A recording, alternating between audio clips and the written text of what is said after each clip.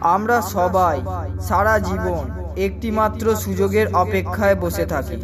কেউ মনোবাঞ্ছিত সুযোগ, মনোবাঞ্ছিত খ্যাতি লাভ করতে পারে, আর কেউ পারে না। আর এই সব হিসাব নিকাশ আমরা নিয়তির হাতে ছেড়ে দিয়ে নিজেকে অসহায় ঘোষণা করি। কিন্তু সত্য এটা নয়।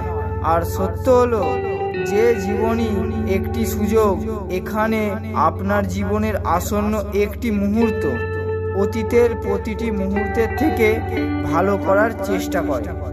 প্রতিদিন আপনার জন্য আশার নতুন কিরণ দেখায়। সেই জন্য সুযোগের সন্ধানে থাকবেন না, সুযোগ তৈরি করুন, যাতে আপনি খ্যাতিও অর্জন করতে পারেন আর সন্তুষ্টিও।